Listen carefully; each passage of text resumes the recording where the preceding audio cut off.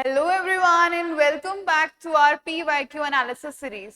तो हमने जो है राजस्थान पॉलिटी से स्टार्ट कर दिया था। 2024 के पेपर में राजस्थान पॉलिटी के जितने भी क्वेश्चंस थे वो हम ऑलरेडी डिस्कस कर चुके हैं हमारे दो पिछले वाले वीडियोस के अंदर। आज हम लोग डिस्कस करने वाले हैं 2023 के प्रीलिम्स के पेपर के क्वेश्चंस। ठीक है, so let us start.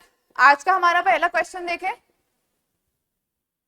So your first question is which of the following statements is not correct regarding the chief minister of Rajasthan? क्या बोल रहा है ये? The statement which is not correct. Okay, understanding this is very important कि भाई not correct पूछ रहा है या correct पूछ रहा है। आगे चलते हैं, हम हमारा पहला स्टेटमेंट पढ़ते हैं। Mohanlal Sukhadia took oath as chief minister 4 times. Yes, we all know he is the longest serving chief minister of Rajasthan. Yes और नो? जिन्होंने 4 अपने जो टर्म्स हैं वो पूरे किए हैं। ओके, 4 बार इन्होंने chief minister of Rajasthan oath ली है। This statement is absolutely correct. The chief minister at the time of emergency of 1975 was Haridev Joshi. इससे रिलेटेड एक और क्वेश्चन आया था। यस और नो? हमने हमारी जो लास्ट वीडियोस हैं उनके अंदर ये क्वेश्चन डिस्कस किया था कि इमरजेंसी के टाइम पे कौन कौन से हमारे जो चीफ मिनिस्टर्स रहे हैं। राजस्थान में कितनी बार इमरजेंसी का लगी है? It was 4 times. यस और नो? 4 बार राजस्थान के अंदर इमरजेंसी लगी है। कब कब लगी है हमने डिस्कस किया था पहले भी। यस और नो? 1967 में लगी थी सबसे पहले, फिर 77 में लगी थी, राइट, फिर 80 में लगी थी और फिर 92 में लगी थी, है ना? तो ये कौन सी वाली इमरजेंसी की बात कर रहा है? It is talking about your 75-77 वाली जो इमरजेंसी लगी थी उस टाइम की बात कर रहा है। कौन थे उस टाइम पे? It was Haridev Joshi ji, right.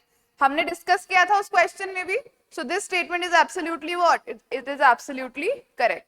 इस तरीके से अगर इस स्टेटमेंट को किसी बच्चे ने 2023 का पेपर एनालिसिस करते वक्त इस स्टेटमेंट का आगे पीछे का वो देखा होता, इंफॉर्मेशन देखी होती अगर, तो 2024 में जो क्वेश्चन आया था वो उसको इजीली आंसर कर सकता था, राइट।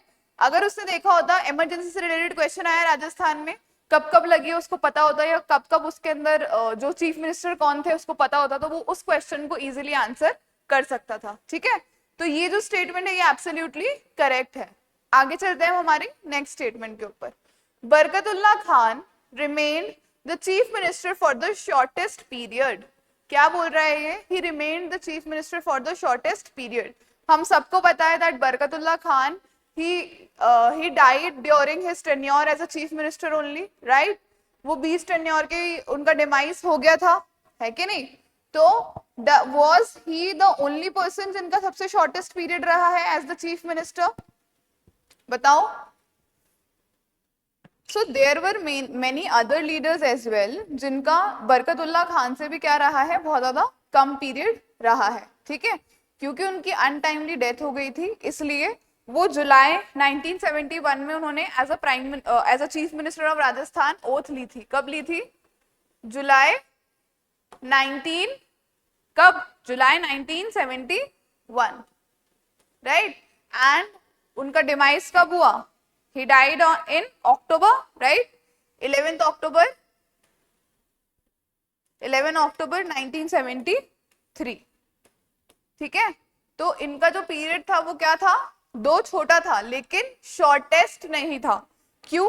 क्योंकि इनके अलावा भी और लीडर्स थे जो क्या रहे हैं, जो बहुत शॉर्ट पीरियड ऑफ टाइम के लिए, कुछ महीनों के लिए भी चीफ मिनिस्टर रहे हैं राजस्थान के। So this statement becomes what? This statement becomes wrong and our correct answer is option number 3। Still we will see the next question, the next option, sorry. CS Venkatachari was not an elected chief minister. This is absolutely correct statement. CS Venkatachari जो थे वो कौन थे? He was a appointed chief minister, right? 1951 के अंदर, कब? 1951 के अंदर he was appointed, right? उस टाइम के ऊपर हमारे यहाँ पर इलेक्शंस नहीं हुए थे। हमारे राजस्थान में फर्स्ट इलेक्शन कब हुआ था? 1952 के अंदर। तब जाके वहां पर जो है आपके इलेक्टेड चीफ मिनिस्टर आए थे। उससे पहले सी वेंकटाचार्य जो थे, he was the appointed chief minister and not elected chief minister. Okay, so this is what, this is the correct analysis of this question. Wrong statement आप लोगों को समझ में आई कि थर्ड स्टेटमेंट रॉन्ग है. क्यों? क्योंकि बरकतुल्ला खान का शॉर्टेस्ट पीरियड नहीं था वो. ठीक है, दो it was short but it was not the shortest. उससे भी कम पीरियड्स के लिए हमारे राजस्थान में चीफ मिनिस्टर्स पहले रहे हैं. ठीक है, आगे चलते हैं हम हमारे नेक्स्ट क्वेश्चन की तरफ. नेक्स्ट क्वेश्चन क्या बोल रहा है? How can what can be the minimum strength of Rajasthan's Council of Ministers? कितनी होनी चाहिए मिनिमम स्ट्रेंथ राजस्थान के काउंसिल ऑफ मिनिस्टर की? It must be what? It must be 12. कितनी होनी चाहिए? It must be 12. Factual question है, राइट? और कौन सा एक्ट जो है, कौन से कॉन्स्टिट्यूशनल अमेंडमेंट एक्ट ने इसको 12 के ऊपर वो किया था, निर्धारित किया था सभी स्टेट्स के लिए? It was your 91st Constitutional Amendment Act. 91st Constitutional Amendment Act कब आया था? 2003 के अंदर, राइट? जो आपका 91st कॉन्स्टिट्यूशनल अमेंडमेंट एक्ट था, जो कि 2003 के अंदर आया था, उसने क्या बोलते हैं, हमारा जो कॉन्स्टिट्यूशन है उसमें एक आर्टिकल इंसर्ट किया था, आर्टिकल 164 का क्लॉज 1A. ठीक है, इस क्लॉज 1A के तहत आर्टिकल 64 के जितनी भी सीट्स हैं, ठीक है, जितनी भी स्टेट्स हैं, जितने भी स्टेट्स हैं, उनकी जो काउंसिल ऑफ मिनिस्टर्स है, जितने भी स्टेट के काउंसिल ऑफ मिनिस्टर्स हैं, उनका जो नंबर था वो फिक्स कर दिया गया था. It was 12. ओके, कितने पे फिक्स कर दिया गया था? It was fixed to 12. And this 12 includes your whom? It includes including your chief minister.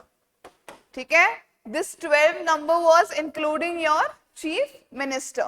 ठीक है, so ये रूल है, ठीक है, ये राजस्थान के ऊपर भी उतना ही अप्लाई होता है जितना और अदर स्टेट्स के ऊपर अप्लाई होता है. क्यों? क्योंकि यहाँ पर क्या हो गया, आपका कॉन्स्टिट्यूशनल अमेंडमेंट ही हो गया है. 91st कॉन्स्टिट्यूशनल अमेंडमेंट एक्ट 2003 के तहत कॉन्स्टिट्यूशन में एक आर्टिकल जोड़ा गया. कौन सा? आपका 164 का 1A, जिसने क्या कहा कि जितनी भी स्टेट्स हैं उनकी जो काउंसिल ऑफ मिनिस्टर्स है, उनका मिनिमम नंबर कितनी होगी? Minimum strength will be 12 including your chief minister. ठीक है, समझ में आई सबको इतनी बात? आगे चलते हैं हमारे नेक्स्ट क्वेश्चन की तरफ. नेक्स्ट क्वेश्चन देखो क्या कह रहा है. Next question is saying according to article 217(1) of the Constitution, a judge other than the Chief Justice of Rajasthan High Court is appointed by the President after consultation with. Everyone knows that the judges of High Courts are appointed by the President. ठीक है, अब president अपनी will say तो appoint नहीं करते हैं किसी भी जज को, right? He has to consult a lot of people, और उस लॉट ऑफ पीपल के अंदर कौन लोग शामिल होते हैं. ठीक है, सो बेसिकली 3 लोगों से उसको कंसल्टेशन लेनी पड़ती है. ठीक है, एक बार हम लोग देखते हैं कि वो 3 लोग कौन कौन होते हैं. सबसे पहले जो भी उस स्टेट का गवर्नर है, मतलब गवर्नर ऑफ राजस्थान. ठीक है, the governor of Rajasthan. So he is the first person who has to be taken consultation of. ठीक है, सबसे पहले किससे कंसल्टेशन होगी? गवर्नर ऑफ राजस्थान से. उसके बाद में चीफ जस्टिस ऑफ इंडिया से होगी, and other than him the chief justice of that Rajasthan high court. ठीक है, किस किस से होगी? 3 लोग हैं जिनसे कंसल्टेशन की जाएगी. That is your governor, CJI and CJ Chief Justice of Rajasthan High Court. ठीक है, क्यों? क्योंकि he is whom? He is the head of the state, right? D is your head होता है ये. D is your head of the state. ठीक है, हमारे CJI से क्यों? क्योंकि जुडिशरी जो है वो हमारी इंडिपेंडेंट है. There is an independence of judiciary और इंटीग्रेटेड भी है. ठीक है, जो हमारी जुडिशरी है वो इंडिपेंडेंट के साथ साथ इंटीग्रेटेड भी है, इसलिए सेंटर के ऊपर जो हमारे सीजेआई बैठे हैं in the supreme court, his consultation is very important in appointing any of the जज ऑफ हाई कोर्ट। ओके, और राजस्थान के हाई कोर्ट जो है उसके जो सीजेआई खुद हैं, द चीफ जस्टिस जो है राजस्थान हाई कोर्ट के, his consultation is very important, ठीक है, because he is the one leading all the high court judges, ठीक है, तो उनका कंसल्टेशन भी बहुत ज्यादा इंपॉर्टेंट है।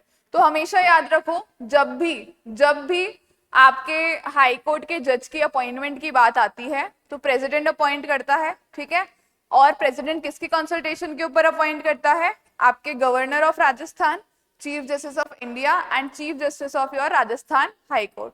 कौन से आर्टिकल के तहत बात कर रहा है वो? आर्टिकल 217 का क्लॉज 1। Okay, understood everyone?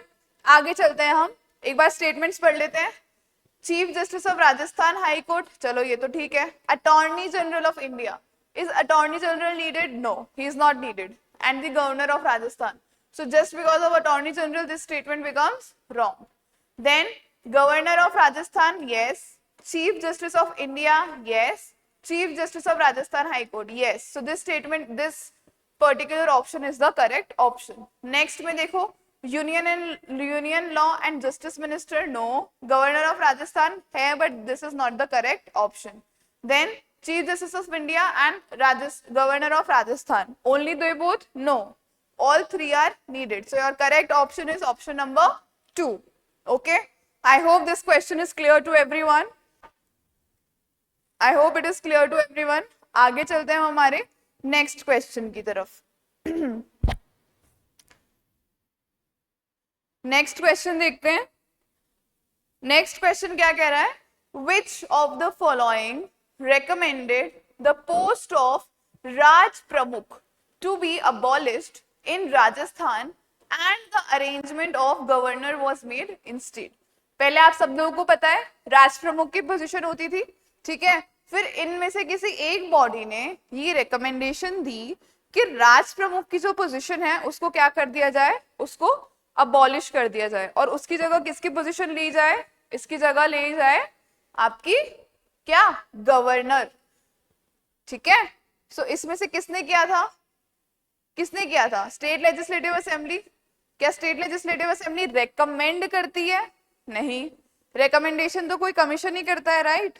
तो ये रेकमेंडेशन बेसिकली किसने दी थी? आपके स्टेट रीऑर्गेनाइजेशन कमीशन।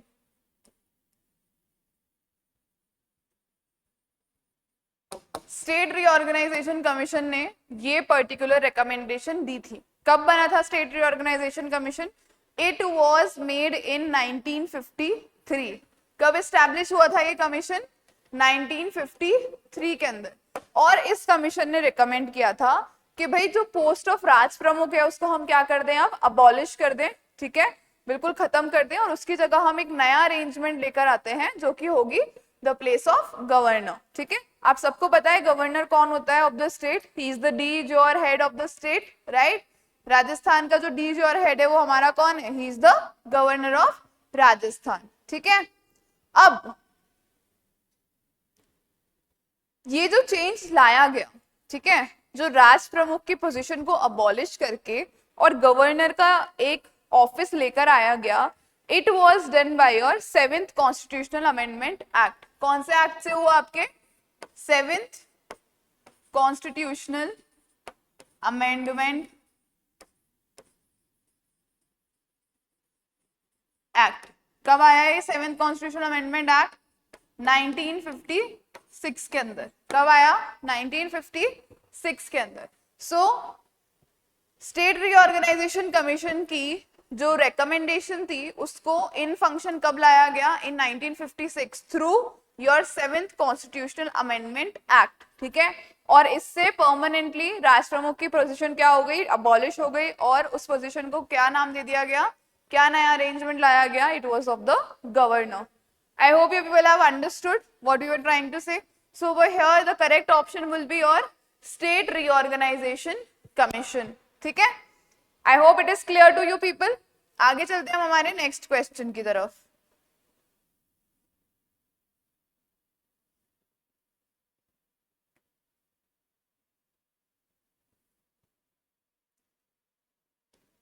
ठीक है, तो नेक्स्ट क्वेश्चन पढ़ते हैं. क्या है? Which one of the following is not a part of Rajasthan Urban Drinking Water Sewerage and Infrastructure Corporation Limited. क्या बोल रहा है ये कि RUD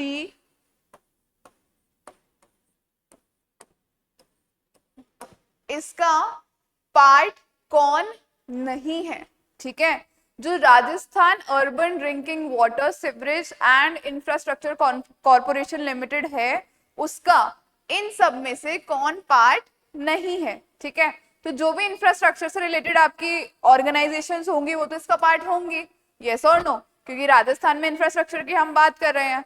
सबसे पहला ऑप्शन क्या दिया हुआ है हमें? Rajasthan urban infrastructure finance and development corporation limited. अब यहाँ पर अगेन डायरेक्टली इंफ्रास्ट्रक्चर की बात हो रही है. सो this is yes, this is a part of it. So this is not the correct answer. Then Rajasthan Awas Vikas Infrastructure Limited. Again, we are talking about the infrastructure of Rajasthan, the improvement of that infrastructure, right? So this statement is also, this body is also a part of your Rajasthan Urban Drinking Water Sewerage and Infrastructure Corporation Limited. ठीक है, आगे चलते हैं हम. Rajasthan housing board. क्या Rajasthan housing board explicitly infrastructure की बात करता है? क्या ये हाउसिंग बोर्ड जो है वो इंफ्रास्ट्रक्चर की बात करता है या फिर सबको एक हाउसिंग फैसिलिटी, हाउसिंग नीड्स को सेटिस्फाई करने की बात करता है? Right. So this particular thing does not directly talks about what your urban drinking water sewerage and infrastructure. तो ये जो ये पर्टिकुलर हाउस है, ये जो ये बोर्ड है, ये इस पर्टिकुलर बॉडी का पार्ट नहीं है. It is not a part of this corporation limited. So your correct option will be your option number 3. एक बार आगे का भी देख लेते हैं. Rajasthan infrastructure urban infrastructure development project. Again it will be also a part of this particular organisation. ठीक है, समझ में आई इतनी सी बात आपको? अगर ये क्वेश्चन आपको कॉमन सेंस से भी करना होता तो आप इजीली सॉल्व कर सकते थे इस क्वेश्चन को. Right. So this is how you have to attempt your questions. ठीक है, ये जो फर्स्ट के अंदर ये जो ये नाम दिया हुआ है ना यहाँ पर आपको, Rajasthan urban infrastructure finance and development corporation limited, ये इसी ऑर्गेनाइजेशन का प्रायर नेम है. ठीक है, पहले इस ऑर्गेनाइजेशन का नाम यही था, फिर उसको चेंज करके और ये किया गया. This is the updated name of this particular organisation only. Okay, understood everyone? So these were the 2023 questions का फर्स्ट पार्ट. ठीक है, यहाँ पर हमने कुछ क्वेश्चंस डिस्कस किए 2023 के जो आपके एग्जाम में आए हैं. इंपॉर्टेंट तो ऑब्वियसली होंगे. तो आप लोगों को क्या करना है, अब आप लोग, आई होप मेरे कहने से आप लोग नोट्स तो बना ही रहे होंगे अपने, जो भी आप तैयारी कर रहे हो, जो भी आप एनालिसिस कर रहे हो, उसकी शॉर्ट नोट्स तो बना ही रहे होंगे. And start revisiting those notes so that अब जो टेस्ट सीरीज जैसे आपकी अब स्टार्ट होने वाली है, ठीक है, तो टेस्ट सीरीज जब आप देने जाओगे तो आपको वो स्मॉल नोट्स रिविजिट करने में बहुत इजी रहेंगे और आप इजीली उनको रिवाइज करके और अपनी टेस्ट सीरीज दे सकते हो. राइट. हम भी एक टेस्ट सीरीज स्टार्ट कर रहे हैं आरएस ओनली की. So you people can come here and join. और अगर आपको एक फर्स्ट एक्सपीरियंस लेना है कि भाई हम देखें तो सही कि किस तरीके का कंटेंट प्रोवाइड कर रहे हैं, क्या क्वालिटी है टेस्ट की, तो you people can come on 12th of October, जहां पर हम एकदम फ्री के अंदर आपका फर्स्ट जो आपका मॉक टेस्ट है वो लेने वाले हैं.